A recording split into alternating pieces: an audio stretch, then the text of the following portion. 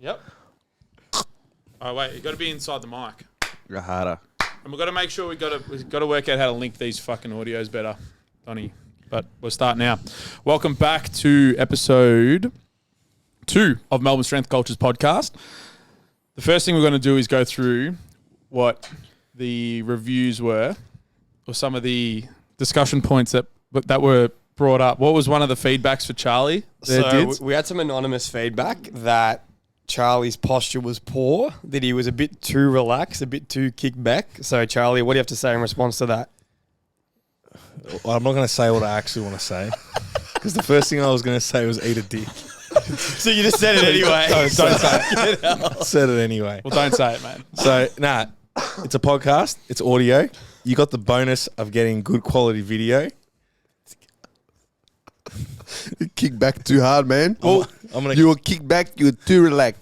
Too relaxed. Too relaxed. Well, we say that it's audio, but we had 3 times the amount of listens on YouTube than we did the audio. This is a YouTube format. Yeah. But I want to ask the team, do you think that my posture is going to be... I'm not going to watch that podcast because that guy's posture's poor. We need to engage Charlie. It's unprofessional, man. Is that the... It turned me off. I saw this guy. I was trying to relax, and I saw that you were more relaxed than me. It pissed me off, so I turned it off. I was like, "She's shit." But I'm trying to find the reviews, the Google reviews that we got. Oh, did we get some? Yeah, we got a few. The first Google review was Cambosis for PM, crazy, which I think we can settle on. Yeah, 100%. Has he? When will they select the contender? It's that guy, the American guy. I seen the video yesterday. They just had 2 fights yesterday. He didn't respond to my text. It was update day. I'm sorry. there was a Devin Haney fight. Paying clients only, Charles. He won. Yeah, exactly, brother. You're gonna pay me? I do nutrition for free. You get a delayed response. All right. You go wait. If you're paying me, you get it earlier on. But did you watch the video at least? No, I didn't see. I didn't know, bro. My message not even open. I didn't know. Video. It's him and that guy. What's his Devin Haney? Yeah, Devin Haney. They're talking in the street, but like civil. Yeah, they're I think talking that was about the fight. Before the fight. So Devin Haney won, and Gervonta Davis won yesterday. So it's the 2 lightweights that are like the big money fights. Yeah, are there. But Devin Haney is the one to what's the word? The one to unify. The undisputed champion. Actually, I've got a question for you regarding fighting. What do they mean when they say a lineal champion? Oh, I think it's just a belt. I don't know. I actually don't know. Fair enough. Not even going to try and own it. That's fine. No. The next one, we got a new channel, Same Rhythm from Bouz. So I think that was Donnie. Thank you very much, Donnie. Thanks, Anthony. Someone, D-Banger Maletti said, you're just a bunch of studs. So thank you, D-Banger Maletti. That was me. Is that you? That was me, yeah. There's 2 other ones, but I can't seem to see them right now. But that's all right. We're on a 5-star rating. So we will say again, if you do enjoy the podcast, can you please, if you're on YouTube, obviously we do have more YouTube plays than we thought we were going to get straight off the bat, but which is not a bad thing, but drop a comment, share it around. Social media helps us grow these sort of endeavors for us from a content perspective. So thank you very much. If you are listening, please drop a 5-star comment, 5-star review on the Apple Podcast app, because it will help us get out there more.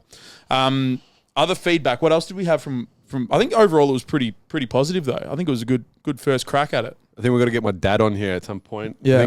I think Paul Bouziotis was the fan favourite in his chocoisms. He was infiltrating zero weakness up north in Queensland. Kung Fu Henny, shout out Kung Fu Henny. He's a weapon. Thank you, Kung Fu Henny. Word on the street is Paul Bouziotis is taking on Will Crozier's next prep. Yep. He's going to take him to the top. Lateral raises. It'll improve your SBD. Do you reckon 100%. That Paul Bouziotis could fix or improve the size of Crozier's traps? Oh, 100%. Yep. 100%. Just through pure like faith and presence. Like him just being there, I think, is enough to provide a stimulus. You know? The spiritual stimulus. Spiritual. He's just there. Paulie B there. Paulie B. Also, shout out Paulie B for setting up our sound system in the gym as well, because that thing thumps. He knows lateral raises and subwoofers. Subwoofer system. But yeah, overall, thank you very much to everyone for watching and engaging and listening to episode 1 of the podcast. Episode 2, we have some topics today. The first thing that we're going to be covering will be the discussion. Somebody asked us a question related to the drama of Australian powerlifting currently. Obviously, there's a lot of shit happening in Australia. But I think if we macro view it a little bit further out, there's probably some bigger news going on globally that will have an impact on Australia by succession of how it's going to influence world powerlifting. Not world the powerlifting, Federation, not world the powerlifting. not that, but just global powerlifting. So the first thing we want to talk about is they had their first USAPL Pro Series, which for anyone that doesn't know is similar to what happened to Australia a few years ago, with Australia getting kicked out of the IPF for red flagging, drug testing sort of procedures across a lot of nations within the IPF. Similar sort of thing has happened to America now, with the USAPL actually being formally removed from the IPF. And as a result, none of they can't compete in international federations anymore. So just to add a bit of The bit of context. USAPL lifters can't compete in international. There's a bit of like back and forth between IPF lifters and USAPL lifters. But the crux of it is the USAPL wanted to use a testing body that allowed them to do more testing at all the levels. This didn't fit in with the testing done in the IPF, and so they weren't able to be a part of the IPF. But their argument is we want to do more testing because we care about testing. So the USAPL, they didn't get kicked out because they're not testing enough or anything like that. It's almost the opposite. They want to do more testing, but the testing they do doesn't align with the testing that the IPF Why? does. Yeah. So I don't know what's going on. Well, with their any of argument is if they were to do wider testing, it would be too expensive and they wouldn't test a lot. Whereas if the way they're going about it, they can test a lot more because IPF can test more. no, the USAPL can test more. So the crux of IPF don't want to test the way the USAPL want to test Yeah, what I'm saying is why? because they're corrupt. no, because yes, but Everybody's corrupt. because the IPF want to Andrew's become Olympics, it's the Olympics. shut the fuck up. The IPF want to become an Olympic sport. The only way they can become an Olympic sport if they're WADA sort of sanctioned. Yep. And the WADA sanctioning because of the global politics of the Olympics is a little bit dodge. So they have to abide by WADA's specifics Their for testing protocols, they've Have got to to do match that in order WADA. to become an IOC. USAPL said that's not frequent enough. That's too expensive. We don't believe in that. We want to test more frequently, more often. We want to use these testing procedures. And they're saying, no, you can't do that. You have to minimize your testing and pretty much reduce the frequency of testing and actually use the wider procedures. And USAPL is like, why would we do that? And then I don't know if anyone saw Johnny Candido's video where he did just like a little bit of snooping, for lack of a better term. Sussing. Yeah, he was sussing some of the previous years worth of drug testing data through IPF countries and well-known IPF countries, and the lack of testing, almost non-existent testing, and a lot of question marks are now just being thrown up in general about, is the IPF actually as clean as it promotes that it is? And then that's where we end up where we're currently at, which is the USAPL have been kicked out, removed, whatever, but they're not too worried about it. They reckon they can create something fun and exciting and actually promote powerlifting probably in a better way, which is the development of this USAPL Pro Series, as well as now they offer international memberships. So the crux of it is they had their first USAPL Pro Series on the weekend. They gave away $27,000 worth of prize money. By competing in the Pro Series, you develop points and you can gain points, and then ultimately there'll be a champion at the end of the year of the best powerlifter. You can win prize money and you can do all of this. Also, from a drug testing perspective, they're going to drug test more frequently than the IPF are going to drug test.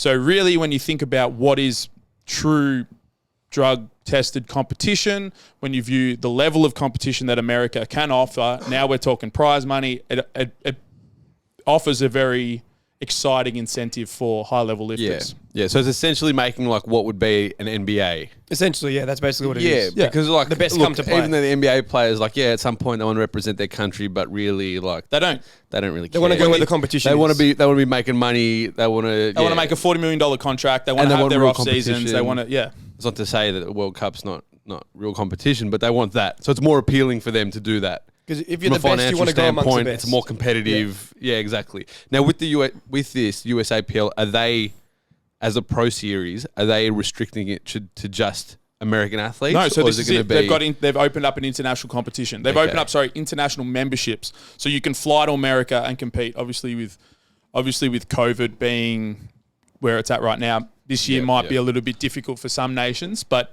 they have opened international memberships. So someone from Australia, the high-level lifter, could say, I don't want to go the IPF route. I'm going to go the USAPL Pro Series route and go live 12 months over there, do 3 or 4 competitions, battle it out, win some prize money, get your flights back, make some money, maybe get a sponsorship on the way, and then see what happens. So I think it's actually really... we're at a very...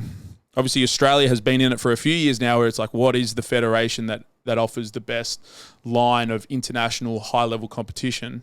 And now this is an interesting... So it would be interesting to see what happens. Well, this is from like an outsider to powerlifting. Like, I've always looked at it, what's a young athlete got to aspire to at a top level? And I don't know, I'm a visual person, and you may call this superficial, but the USAPL competitions look fucking mad. Yeah. They look hectic. There's lights everywhere. Like, it's a proper spectacle, man. Yeah. And it seems like a competitive thing, whereas like the World Cup, it just seems like there's no crowd.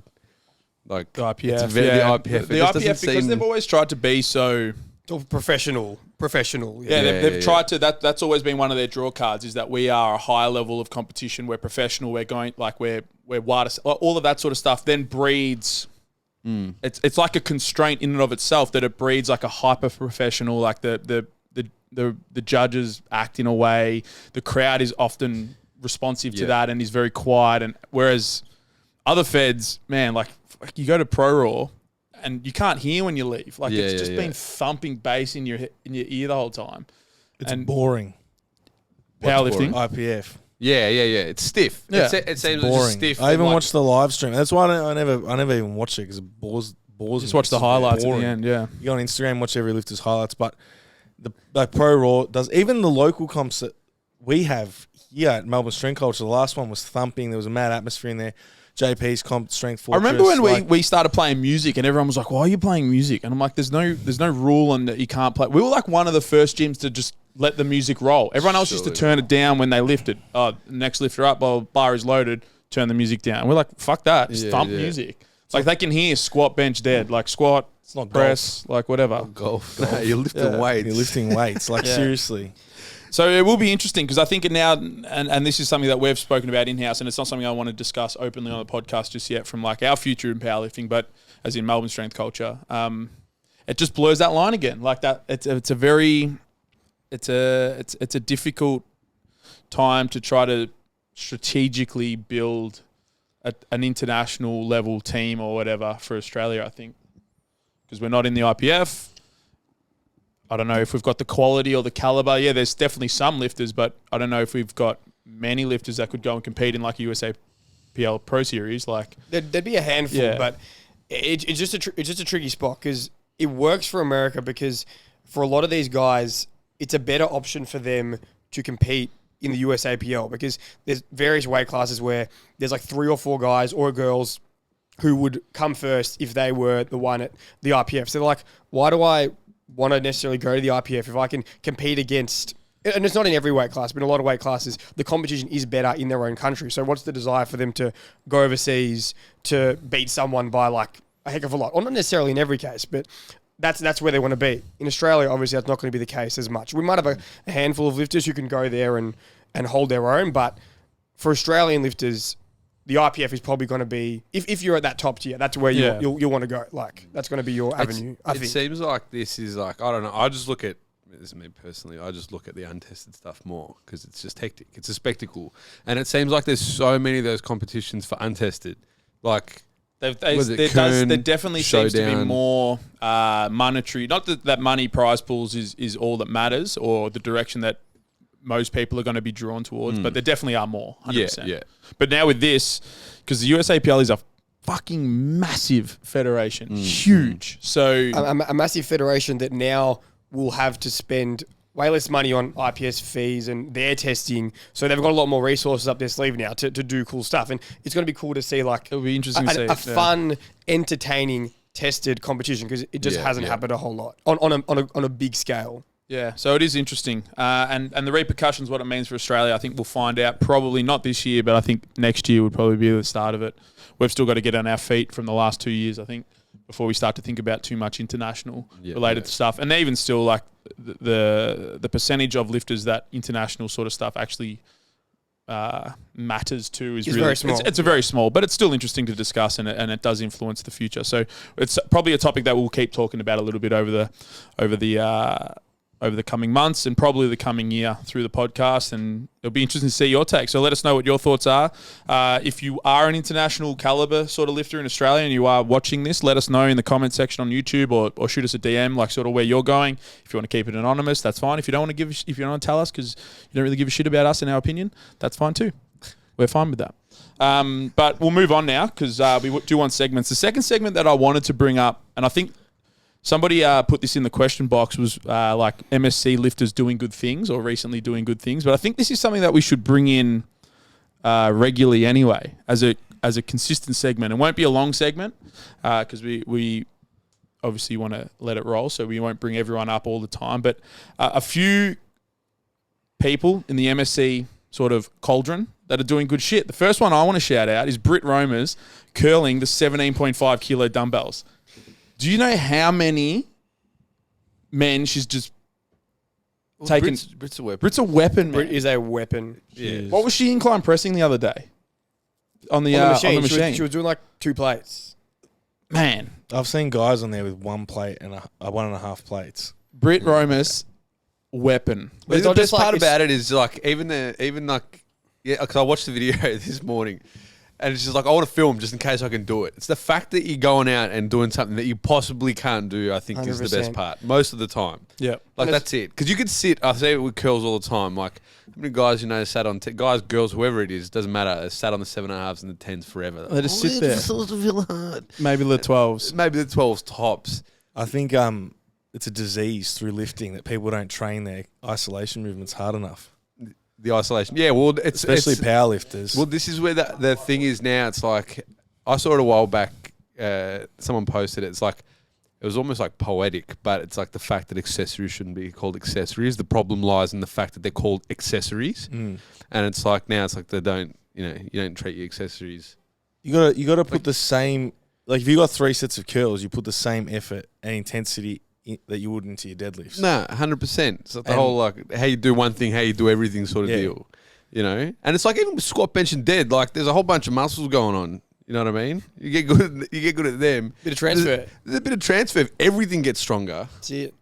that's probably gonna you're probably gonna get stronger, you know what I mean? You're going to get stronger. And this comes back to obviously a bit of a quick program discussion. Why we're generally a bit more on the side of less volume. If you're training like Britt Romus, you don't need to do that many sets because you're working hard. 3 sets, you'll be smoked. You don't want to do another set because you've pushed so hard. So I guess that's just little tidbit in there. But yeah, Britt is a weapon at everything she does. Britt's Romus and somebody. Britt's a weapon and somebody to watch for the 2022 season of powerlifting. So from the next one that we wanted to shout out, I think he's doing fantastic things. Not just in the training space. She's obviously very strong as well, but he's Beck Potteridge, who's also just opened up her first gym, being Lioness Performance. Congratulations, Beck. Yeah, well, Beck. You're a weapon. Out towards Berwick, which is exciting. She actually just messaged me before saying that she's feeling quite run down from her first sort of couple days, bit of an emotional time, but. Congratulations. She's a weapon. She's come through the internship, CDP, helped her from a mentoring perspective a little bit last year as well, and she's doing really well. So shout out to Beck Potteridge. Congratulations. Shouts out. Looks like she's been going hard in the paint. Yeah, Literally. Painting. Painting everything. Yeah. Who else we got? We've got Jeremy Bourzielo.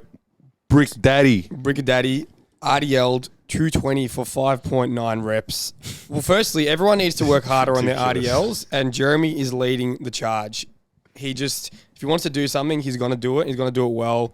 And also, he did it to Christmas carols. So all these people who need the correct track to hit a PB, Jeremy doesn't, and neither do you. Neither do you. And then the final ones, Bouz. Yeah, well, I think it's a common misconception that we just deal with performance athletes. Yeah, look at that. yeah, just got to be a power lifter or pro athlete or whatever that come through here. But I got a trifecta of just body comp clients. I got Tim Spence, who's getting married to his partner Ali Ritter, and then Megan, I think, who's part of the bridal party as well. And Tim's dropped like what was it, upwards of 11 kilos. Looks like a completely different man. Completely different person. Ali is getting shredded.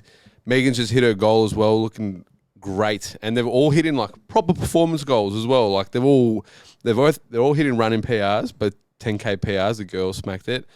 Tim's hitting like 150 plus kilo RDLs, and these are all like some decent numbers, you know. Like it's like a 50-minute 10K in there, like some proper efforts, and they've all nailed it. And I don't know, this is something I feel pretty strongly about, and just the way that I've shifted my mindset is like the Gen Pop clientele can be animals, and I reckon they are. And in the like, what is it? I feel like did we speak about it last week? I don't know, but sort of like this pipe dream that we come up in exercise and sports science. Like I want to train pro athletes, and you train athletes. It's really easy. Like they're self-driven, whatever else. Not the programming, but like in terms of the problem-solving side of things, like it's quite easy. Like, hey man, do this. All right, no dramas, done. And saying that, these guys have actually killed it with adherence and been very, very easy clients to deal with. But like a goal like getting ready for a wedding and then getting diced and actually strong and fit as in the meantime, as a coach from a fulfillment standpoint, I think is like unreal. So credit to those guys. Shouts out. I love you. Fam. Keep being fam. Team bros. Keep doing your thing. It's unreal to work with you, and I'm very proud of how you're all doing. Well done. Let's fighting a good fight. Let's piggyback that idea then, because you made a good post yesterday about performance-based goals leading to generally better nutritional sort of adherence, or at least giving it a bit better perspective for what you're trying to do. Do you want to run us through? Yeah, so basically, often people will lose a bit of weight, get in better shape. They do that and it's like, oh, where do I go next? And there's no kind of end date. There's no direction with it. Whereas a lot of our powerlifters who want to get stronger, want to get bigger, they have a reason to care about the nutrition outside of just looking good. Obviously, they know it's going to make them better powerlifter, make them stronger, help them perform better. So it's basically saying, have a performance goal if you struggle to keep good nutrition habits over the long term. Because it definitely does help, and you can sort of wrap the two up together.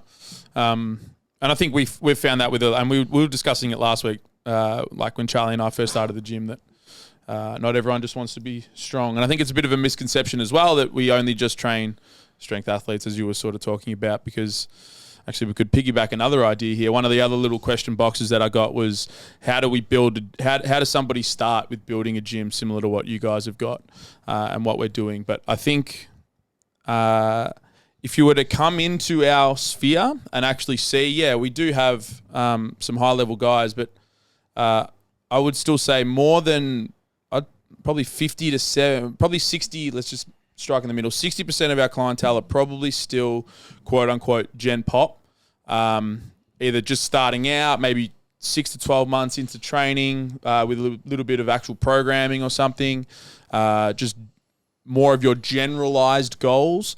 And it's, I think the success of most coaches in the private industry, being able to help those people is probably where your success is going to lie from a business perspective. So not running away from those clients. I know you were talking about everyone who just wants to train an athlete. Yeah, but and even Pete Dupuis talks about this. But you make your bread training Gen Pop. Like even when I was at Cressy Sports Performance, like it was the same thing. The majority of their clients were actually classified as Gen Pop. And the good thing with the Gen Pop guys is they're there all year. They don't really go in seasons, ins and outs. Yeah, there might be a little bit of a drop off in winter, as we all feel, but for the most part, they're always there. They're a little bit more open with training direction and training goals and all of that sort of stuff. And you can really build out a solid program and solid strategy with those sort of people. So nailing down those sort of guys. And I know Jamie feels pretty strongly about this as well, but they are the success of your business is ultimately going to be driven off helping those sort of people.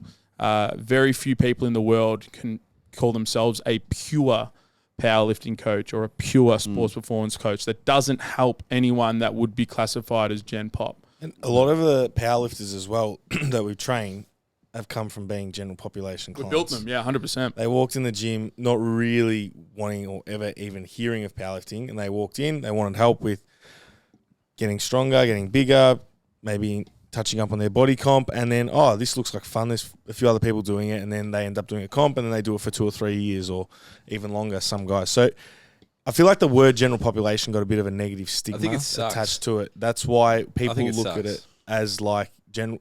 Because even last night, we were saying some of our clients, like that person falls under general pop, but they train like animals. They're savage. No, 100%. They hunt progression. They want to be better. They care about their hard. training. Yeah. They do all those things that you would associate with an athlete. And it's far too broad of a term to generalize as a specific kind of person. Like, everyone thinks, oh, it's just a guy that like fucking smashes 45 beers in the weekend, like just nails overweight. It's like, man, lazy, what are you talking about? Like, that's such a poor generalization, because like, so pretty much all my clients are general populations, even the guys that play sport. Like, if you're training once or twice a week for a sport, amateur league, I'm sorry, yeah, all right, you've got some more specific demands, but you're general population because you're not an elite athlete. Yeah. Like, that's the thing. Yeah, right, maybe you're doing some more jumps in your off season, you're doing some conditioning stuff, but I do the same with gen pop guys. Anyway, it doesn't matter to say that someone can't do something because they're general population. It's just like, man, are you serious? It's a shit broad stroke. Shit. Anyone that's post-athlete or post-athletic career, general population, they've probably done mad shit in their past. You know what I mean? And they probably can still amount to mad shit in their training. 100%. Now they don't have the sport to worry about either. So they're probably going to be able to hammer fitness adaptation. Like easy examples, Ollie Stokes. Like, that guy's a weapon. Like, is a rig, is quick, and he will still push hard training out. You know what I mean? One of my favorite clients ever. Like, from that effort, from the effort standpoint alone. But anyway, my message, if anyone wants to hear it, is, and when I heard it, I don't know if it was the same for you guys at uni, but everyone wanted to work in the AFL. Yep. Like, that was it. That was what do me. you want to do? What do you want to do with your exercise sports science degree? I want to work in the AFL. And I never coached anyone, ever. PT-wise, they've never had they can barely hold a conversation. It's like, all right, man. Like, good luck. And I thought it for a bit, and I went the high performance route for ages, and I was like, yeah, it's not all it's cracked up to be, like, personally. But it's like, man, it's such a, what's the word? Like, people look at it as a way as a place where dreams go to die, and I think that is just massively wrong. One, from a development standpoint, and two, from a financial standpoint and a career development standpoint. I just think it's, anyway, that's me. Yeah, a bit passionate about it. Sorry, guys. No, I rate it. You're sculpting weapons. Yeah, 100%. Sculpting. Sculpting. Not just specialise in sculpting the body weapon, you're sculpting. also learning how to use more tools. Like, you're sculpting your own skill set as well. 100%. The concept of being like a strength coach is you're making people stronger. So regardless of who they are, and we've had this conversation, Bouz and I, away from work.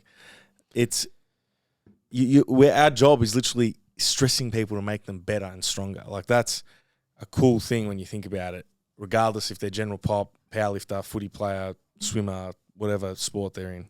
But the thing is, even not just the way through numbers, not just numbers either. Mindset. Mindset, for sure. behaviors. Like, it's building like robust routines that when shit goes awry, you've got social occasions on, poor sleep routines. Like, that's pretty much our job. Like, the piece of paper with the program or the Google Sheet nowadays, that is like step one. You know what I mean? Like, it's everything else, the habits, the mindset that you try to develop in your clients. That's the strength that people find. I know it might sound like it's a bit like philosophical, but are really, you? that's what we're trying to do. Are you transcending into Elliot Hulse land? Yeah. No, we're not going there. We are not going there. Misogynistic. We are not going there. But even little things. The other day, I had a conversation with two people that bought Monsters on my shift on Tuesday night. It was 7 o'clock. They bought Monsters. 7 p.m. They were 7 buying p.m. Monsters. Yeah, We should lock the fridge after like 3 p.m. I asked both of them if they slept, and they're like, "Nah, my sleep's shit house." And I'm like, "Fuck." Like, so even like, I started explaining like caffeine, the half-life and quarter life of caffeine, and why you probably want to cut it off at 2-3 o'clock and have your caffeine earlier. And like, and I was like, these people, like, sometimes I overlook those finer details that I think is just so it's obvious, but it's only obvious because we've been doing it for years. But a lot of people still, and we discussed it, like, how many of the wogs, they slam coffee after dinner, 9 o'clock at night. Yeah. I still sleep fine. Like how I reckon you've slept about 2 out of the 8 that you are unconscious. Yeah. Shout out the supplement industry. Honestly, most people who train at the gym shouldn't be taking pre-workout because most people are training 5, 6 p.m. after work. They're slamming double scoops. Yeah, you might get to bed, but how's the quality of your sleep? Trash. So unless you have the flexibility to train at midday like us, or you train in the morning, pre-workout's probably not what you need. But I was going to just circling back quickly. What do they need? They need Slap in they the need to get to face. bed. They just need to sleep. And a slap in the face, for sure. Slap in the face. Trolley pole, fifth agreement. Like, there's this Felt better idea that, than like, oh, yeah, when someone becomes a powerlifter, suddenly not gen pop. But, like, I feel like unless, which no one literally is, unless your job is to be a powerlifter, like, 99% of people who do powerlifting are gen pop clients who just happen to do comps every now and then. So, like, this gen pop word, it's nothing. Everyone is gen pop. Like, unless you're literally, like, a paid athlete and you can train 2 times a day, every day. Like, it's just, it's not a thing. Like, I don't even classify. Like, I still think I am gen pop. I'm I like, think I'm Well, that's what it means. I do 2 comps a year, 1 or 2 comps a year. Like, but Everyone yes, is my gen pop. training is like hyper specific to powerlifting. Mate, we were that's my professional goal. drinkers on the weekend, you and I. We were. I've been on a 3-week bender. The last 2 weeks. No, but seriously, Athlete. we went out. Signs his first sponsored athlete and turns into a It was actually professional funny. I was having a conversation on Saturday with a couple of them, and they're like, "Oh, you can't, you can't do this stuff if you're." I'm like, "Man, we do it all the time." And I know so many people All the time. all the power. I could name a few that I've like that they love going out on the weekend too. It's balanced, but this December period is ridiculous. But we've also copped it because of the weddings. Yeah. Jamie and I have had weddings and bucks banked up from COVID, but yeah, we're general pop. We're not, and you know what? Even professional athletes love. They're to, also gen pop. I think All terms are nothing. Usain Bolt's general pop Everyone as is well. general pop. I think what we can learn from this conversation is it is a shit generalization. Yeah. It's a broad Stability. stroke. It's a broad stroke that That means nothing. means absolutely nothing. Yeah. So Just make people bigger, faster, stronger, more jacked, more juicy, Harder, better. leaner. Just make them better. more tan. Better. That's it. Doesn't matter who they are. Strengther. Strengther. Strength. Strength is Wowza. never a weakness. Crazy. All right, and then the last thing that we were going to do today would be the first of our random hat. I was going to get a hat and cut everything up into bits of paper and whatever, but then with the beauty of technology, I've made a spreadsheet that randomly allocates a number, and the number is of the You listen to you, like I made a spreadsheet, Mr. Coder, Mr. Programmer. so Crazy. Tuck it easy. So we've got 30 so far. You can contribute to the podcast if you like by going through the listener form in the Instagram bio. If you would like to contribute with content ideas or throw something up yourself. So please, if you want to contribute, go through there. Some of these have come through there. Some of them have come through our Instagram pages over the last 24 hours. But we've got a few that we want to do. The first one that I think, I'm not going to randomly select it, but it has to come out because I've overruled the spreadsheet. What was the point of the point flex of of the the spreadsheet? Well, it's going to be next. We're going to do multiples of these. This one can't be left for fucking 6 weeks' time, and that is Jeremy Bourzielo. Shout out number fucking 16 already. But he asked, "Have you guys ever been noticed in like day-to-day life out at a bar or anything like that?" And I think we have to tell the story of Clayton Steaks. Number one, we need to paint the picture of what Clayton Steaks is, and I'm going to get Bruz to Another thing I'm passionate about. It's a lifestyle. it's a General lifestyle. population, a Clayton steak sandwich. Clayton steak sandwiches Oh. because it needs to be understood. So do you want to take us through what Clayton Steaks is and why it means so much to you? Okay, Clayton Steaks is an establishment. We initially just referred to it as Wog Bar. I can say that. Greek, all right? Wog, I can say that. It was coffee lounge entertainment, it used to say on the front. And it was just like boarded up window. What year was this? This was in 2013. Nearly 8 years ago. 2013, yeah. And you walk in there, it's just Bain Marie, there was no signage. And on the other side, it was just like a hole in the wall door, and there was all these old Italian men just gambling. Yeah. And it's mad. Sometimes we'd be walking around with the lady friends walking, "Hey, darling, look at me, I'm fucking whatever." Anyway, and then just you just walk in there, there's no menu, just like, "I would like a steak sandwich." Like with chili? Yes, with chili. And this sandwich is a little baguette. It's got Scotch fillet. It's barely Scotch fillet. This It's thing been is just pounded down. pound. The elbows, mullets, the lot. Cheese, I don't know what kind. Something Provolone. Some It's provolone. It's provolone. lettuce, salami, Salute. peppers, Chili and sauce. chili, And oil. and oil. So much oil. Drizzle of lettuce. A drizzle of lettuce. The vegetables are for decoration. If you want tomato, but I don't know. That's a discussion for another day. Anyway, so they're unbelievable. One thing on the menu now they've all it's called For Heaven Steaks. Now it's commercialized. I'm not going to take that away from them. They're still an amazing establishment. And there's like just choco things on the wall, like Scarface, Rocky. Arnold, Goodfellas, Italian World Cup 2004, like just all the classics. And when I got introduced to this place, it was after my first and only fight. So you might think I'm this fighter. I was actually just a gym warrior. I hurt myself after my first fight and couldn't make a comeback. Sad. Anyway, I managed to go. So every single day, chocos from the area would like feel sorry for me because I was in a sling. I was like, oh yeah, fucking shoulders hanging out, whatever else. Endoned to the shit house. And I would go there every day, and it went from one, like, one's enough to get me full. And then I'd just have two, and then I'd have one steak, one Italian sausage, and then it was like a daily thing for a while. And I fought at 83. 3 months later, I was 105. Heavy. That's what steak sangers means to me. So it's a big part of it. So we went there the other day with Daniel Serlin, who just recently purchased a townhouse around the corner, and he was like, oh, Charlie was like, have you been to Clayton Steaks? He was like, no, I haven't been to Clayton Steaks. Bouz hears, and everyone's like, we're going to Clayton Steaks. So what, there was like 8 of us at Clayton Steaks. We've just sat out the back slamming steak sandwiches. Everyone's rolling themselves out the front door. I think you two were the last two in the shop. And Marcus. And Marcus LaGreca. No, it was out. It was just us. I think it was just you two of you. Just us two. Yeah. And you weren't wearing any strength culture gear. There wasn't. I think I had a hoodie on, but I was already at the front. So maybe he saw the hood or whatever. I don't know. No, but he had your butter hoodie on. I had a Hustler hoodie on. Dan Serlin had the T-shirt on. That's where it was. Someone had but they were already at the store, and then you guys, what happened? We got spotted. And the fact that it happened at Clayton Steaks, like that is, I'm good. I can retire now. I'm happy. The fact I got spotted at Clayton Steaks and it was like, you guys are from Melbourne street culture. Like, yeah, we are, brother. We just ate this. And the guy's like, oh, for me to get strong, do I just need to eat these? Like, yeah, 2 a day. I didn't tell him I blew up 20 kilos eating them, but I deconstructed one. This is one of the most responded to things on my Instagram story ever, just ever. I took one home, weighed each individual ingredient, and I think it still was under track. You undershot the oil by 50%, I reckon. Easily. After watching him cook a few of them. Oh my god, Sizzling. Oh my god, this thing is like 1,000 calories plus, and I would have undershot it. So 1,200. Amazing. We never have one. And you never have one. One You go and a one half. on one. I had one. Deuce was slamming 1.5. We always get eat. 3. We get 3.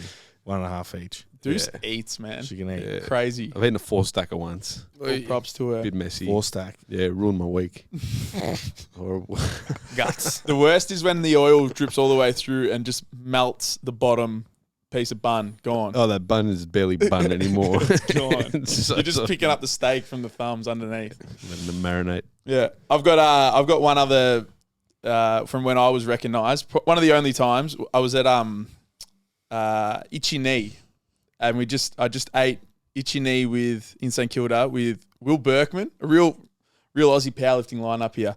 Will Berkman, The who's who. yeah, John Paul Cowkey, Billy Asprey, and then Laura was obviously there because Berkman was down for Another big name The in the cabal. Australian powerlifting scene. Laura Grady. Shout out Laura Grady. But we were ordering, we'd had like 3 or 4 margaritas each. And then the waiter comes over and he's like, hey, man. And he said, you're a personal trainer, yeah?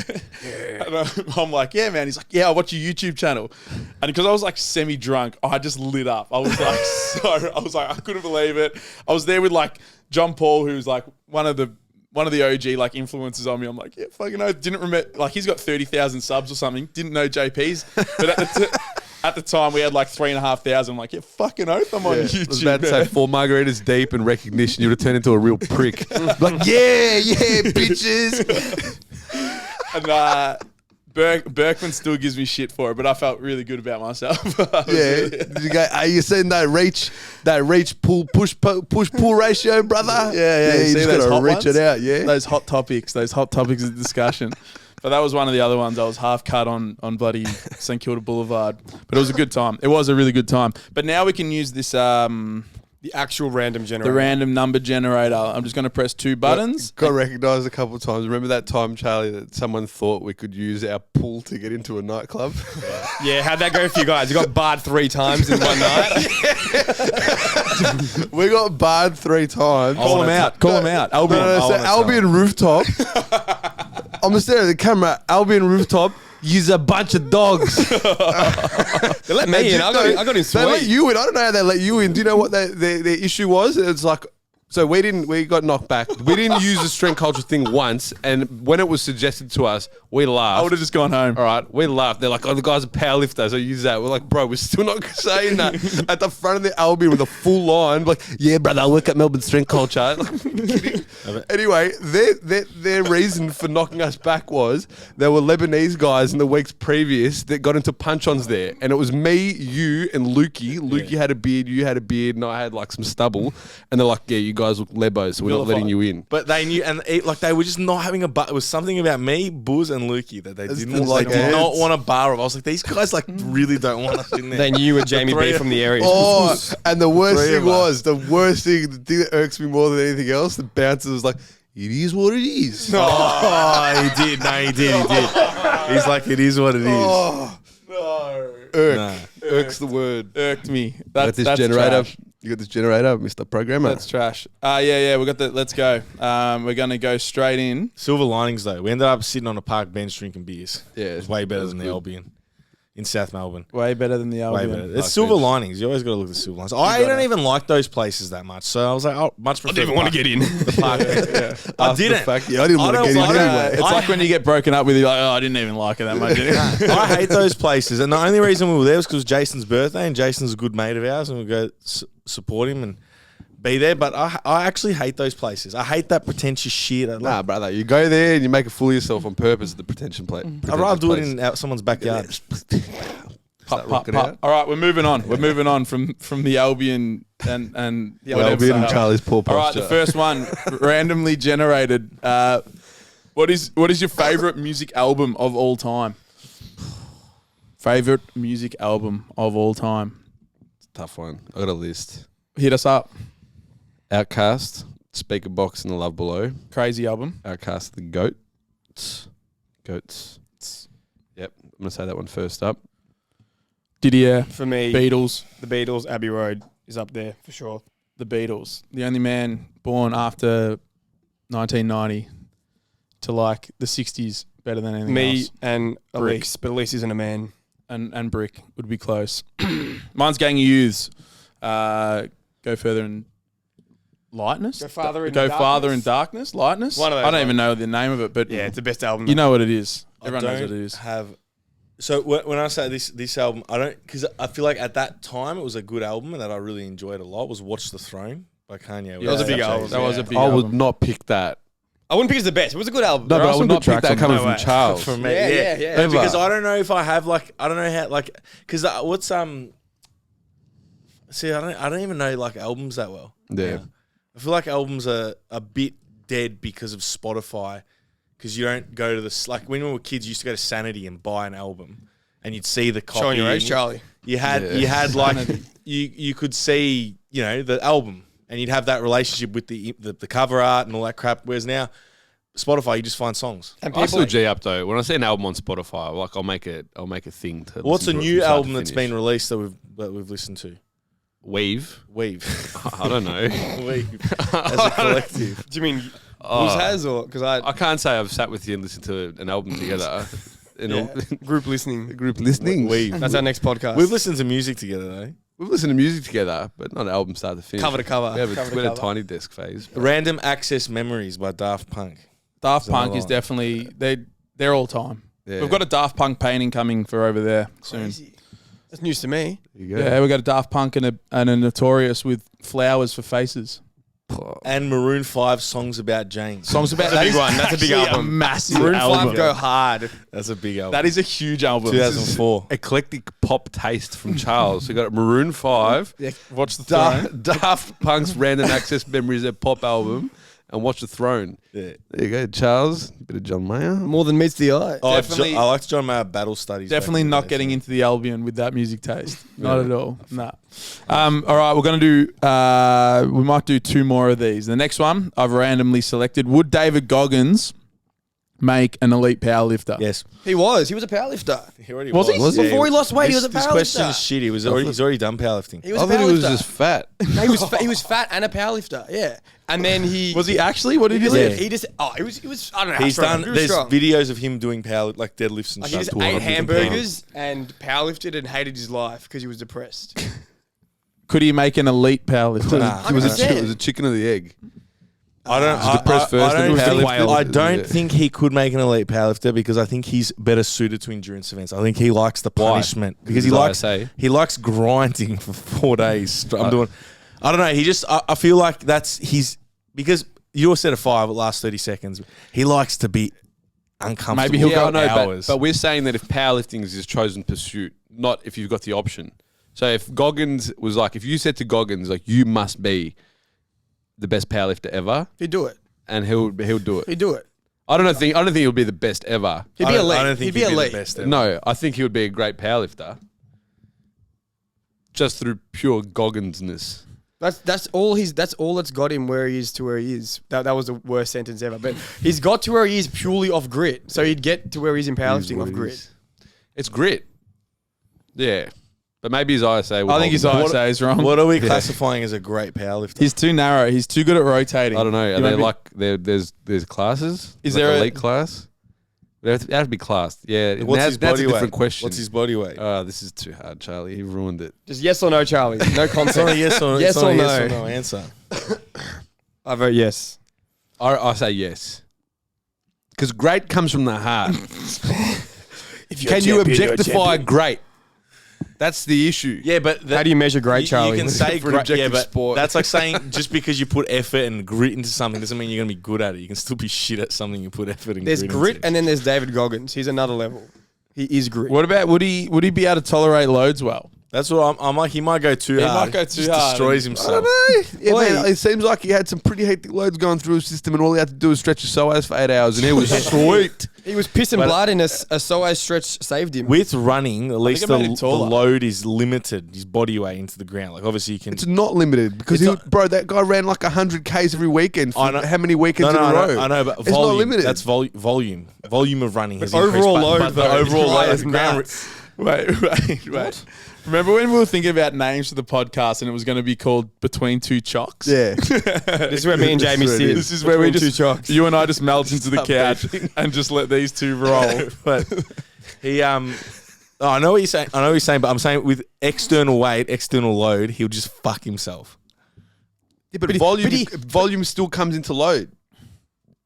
Maybe he'd just tolerate it. But I think he I fucked think you himself just running, tolerate but it. he was able to keep making progress despite the fact that he was fucking himself and doing objectively dumb things. Yeah, he fuck was your able to bear through elbow, it. fuck your psoas. Yeah. Fuck yourself. David Goggins, That's- fuck your load. Imagine He in, does the lot. Fuck your imagine in load an management. alternate universe where Mark Bell is actually David Goggins, and we grew up and it was just Goggins that we were learning, and we became like an endurance gym, and everyone was just runners, and And we all weighed non-Bell. max 75 kilos. and we always used to just go do crazy beach stunts. You and- don't know me, son. All the time. yeah. All the time. I don't know if that universe would ever exist. It would exist Bro, but somewhere. every is infinite universes, brother. Infinite. Yeah, in one universe, multiples. But the being- multiverse. it would be what it is. Everyone's at the end of the day, everyone who's into lifting wants to be jacked.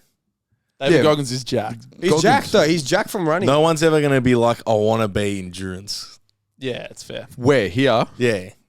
No, in life. A few. I think a lot of Oh, people. bro, people do nah, marathons, man. Like, what do you 100%. mean? Like, No, I know. I've heard someone say before, I want a mannequin body. What? They said that to me. Yeah, no muscle, just slender. Looks good in clothes. Oh, fair enough. 100%. Is I don't have got no care for muscle whatsoever. And said that. Maybe and I'm if he just said that, sheltered. 100% sheltered. I think it's And you're mega ethnic. So I think it's- you they only don't- want to be big, jacked, and lean. they don't want the body. They want the outcome. Every The outcome is ethnic- being fucking Every runner. ethnic wants to be jacked and lean. Yeah. Crazy. In the There you culture. go. All right. These are questions with no answers. The random, None of them. the random Philosophy. hat, The random hat is doing exactly what I want the random hat to do. The final one that we're going to go through, this is for you directly, Bouz. I don't know what you boys have been up to in your past lives, but I don't think I've ever... I know you've been hit in the face, Charles, but... Ate it like a champ. Kept moving forward. Got knocked out. Stretch it off. Hospital. But that was a dog act. But what's it feel like punching or kicking someone in the face, Bouz? Obviously because he's a fighter, not on the street. Can I answer something quickly? We've actually had this discussion and you said that it's better, you prefer being hit and fucking keep going forward.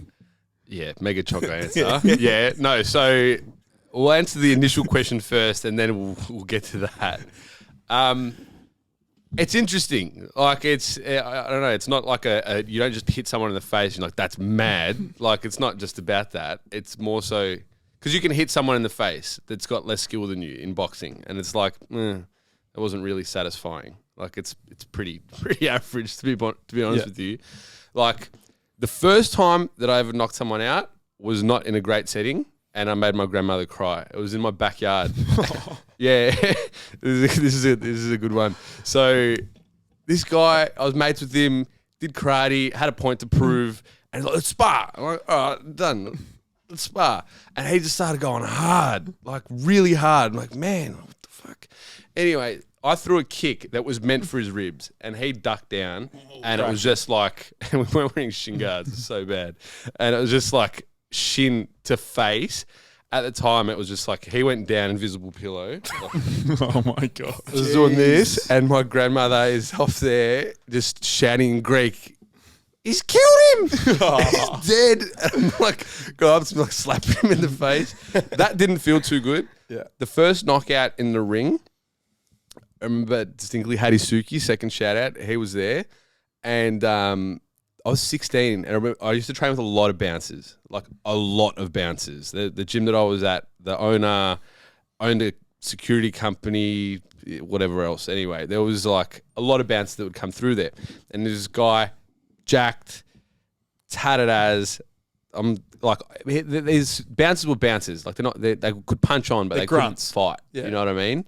And this guy just kept walking forward. I'm like, oh, what do I do? Anyway, I just kept pivoting until I like, okay, if I pivot, he's got his head forward and his hands down.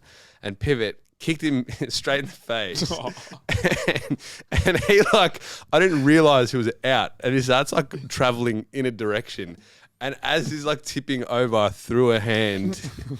So he's moving at a pace. And then I punched him in the face and sped him up and he hit the deck. And he was out for a while. I shit myself again. Like proper scared. I'm like, he's fucking dead. Everyone's laughing because I'm freaking out. I'm like, this guy's out like proper. So that one was like, and then after the fact, I'm like, that was mad. Like, I was like, that was in the moment I was scared because you see, they see their eyes roll back and like there's some impact. And then you're like, oh my God, is that supposed to happen? Yep. And then afterwards you're like, it's not just about size, brother. It's about smarts. It's about timing. It's about timing. Precision beats power. Precision. I've got a question then regarding fights. When you go into the ring, obviously it's a very and I know you've spoken about boxing. It's a bit more technical than what most people probably realize. A lot of it is like drawing them into positions and whatever, hitting them with a specific combo so that they leave themselves open somewhere or whatever. But do you go in? Did you ever go into a fight being like, I'm just going to go and hurt this person, or is it always like you've got the lens of this needs to be a bit more of a chestnut, just chestnut checkers almost, like it's not just in there to fucking knock a guy out. Couple times hurt, most of the other times not. So when it was like, when I was younger in my ego phase, like proper hard, like bad, there was always some guys in gyms that would come with points to prove, and it would just be like, man, I hate you. Like, you actually really suck as a person. So, you know, if things go in a direction, we're going to keep going in a direction. And usually, like, you just suss them out. And if they come out really aggressive, then it's like, all right, well, it's going to have to be aggressive now. Because this is sparring at the end of the day. Like I said earlier, I was a gym warrior. Like, just in gyms, I didn't get my chance. So it was like, guys would come in, and if they come out swinging, then you come out swinging as well. Like, in a way to try and like, all right, I'll show you. Remember there was one guy, super nice, and I did not expect it. But he just came out swinging, point to prove I was like 17. He just wanted to smacked my head anyway. He was like 5'9", and I distinctly remember just punching down on him, and I just feel like I still feel his head on my knuckles, and I was just like, "You're a dog, you're a." I wasn't speaking, but I just remember. Yeah, it was off the boat from Greece. I remember that. Then like the 2 other times where it's like, I remember the first time I went in, it was pre-sparring, first fight, and they're like, "Oh, you're sparring the champ here." It's like, is the guy? I'm like, "Oh, crazy." I'm like, I've actually heard of him and watched him fight before. I had no fights at like 20 something, and I was like, sort of like still pudgy. Yeah. This guy walks in shredded with like the Islander tattoos. I'm like, I'm gonna die. I'm so screwed. But the thing in kickboxing is their boxing isn't as good, and I came from a boxing gym. So I was like, I'm just going to jab this guy and like throw leg kicks. Like, that's it. Like, I'm just going to stick to a plan and do that. And it was very like, it has to be chess in this regard because this guy's way fitter than me. More experienced. He's a rig. And if I come out swinging, he's going to take me out. And it's just game plan. It's just like, all right, do this. I sorted him out. You sorted him out. It was the best like experience ever. And it was just like through smarts. In that, like, I'm not saying I'm smart, but I'm just saying that in that setting, it was like through smarts. Because if I came out swinging, I would have got my ass handed to me. And the other like biggest same thing in boxing, I was like, this is when I was trying to make my comeback when I was under you. Yeah. And the same thing. It's like, all right, I've got to come out smart and like fight smart, otherwise I'm screwed. And the same thing, you just chip away. Like, you can't expect to go hard. And then the second my gas tank went, because these guys were fitter, I'll start swinging. Like, and when you start swinging, you start getting your head pounded in. Like, pounded in. But that's the best feeling. When you get hit, lose a round, you come back, and it's like, all right, I kept walking forward. Like, there's something about that that's just like, you didn't knock me the fuck out. I'm back. Like, I don't know. It's just, it's a feeling you can't replicate. Like, hitting someone, I don't know. It's not like, oh, I feel mad hitting someone. It's more like the battle. That's the enjoyable part. It's like, all right, this guy could have knocked me out, but didn't. I kept walking forward. I outsmarted him and so on. Did you ever get knocked out? Nah. Been rocked. Like proper rubber legs, like felt it, and then just lucky it was not much longer in the round. And rocked. I pissed myself a couple times. Really? Yeah, just fatigue, man. It just goes out the window. Like, you get so like survival mode. Like, you're just swinging like, all right, fuck, I'm going to just get this. Your legs start going. Like, it's the weirdest feeling when you're like proper, or I need to get my hands up, or this guy's taking me out. You just like, everything goes. You're like, oh my God, I'm fucking pissing right now. Yeah. I remember that must be what Charlie feels when he's shitting himself on the platform. Yeah, no. Just losing it. Just getting rocked by the weight and just poo your pants, yeah? The shitting is just, you don't have any control over it. You fucking... I feel like you do. You don't. I don't know. You seem to shit yourself more than anyone else. Throwing jabs, are we now? Oh, humble Charles. Fuck, so we'll ask Ray Williams, does he shit his pants every time he squats? Is it a strength thing? Ray Williams is in Greek, so probably not. But no, I don't know. Well, that's just me. So you think it's a Greek thing? It's not a Greek thing. It is not a Greek. I'm called Greek as well. I've shit myself once, but it was not like full shit.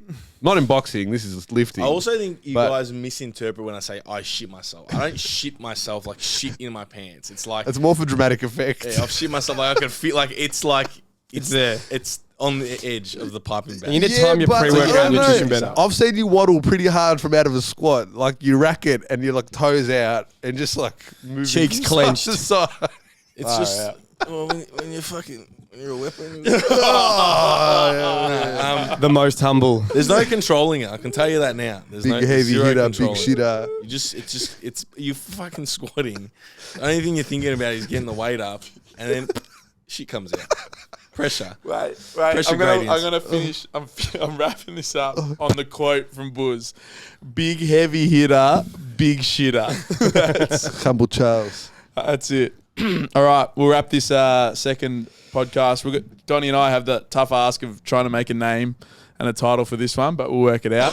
Thank you very much for listening again. Again, to help us out, you can leave us a review or just engage, comment, like, share. Sharing on social media helps us a lot. Share it with somebody who you think would enjoy our talks. Otherwise, we'll be back on next week without Charles. I think we've got the Itch Pig boys It's you and me. Without me as well, then. Yeah. Yeah, it's me and Bouz and the Itch Pig boys because we're 2 weeks away from our launch. So that's Charlie just whacking himself in the face with the microphone. If you heard a bump, Thought it was going to be soft. Yeah. I've got a title for the new one. Yep. Big hits, big shits. Big hits and big shits. Big hits, bigger shits. And that's it. And piss in your pants. So fatigued, you piss your pants. Take it easy. Take it easy. And Charlie? Take it twice. Take it twice.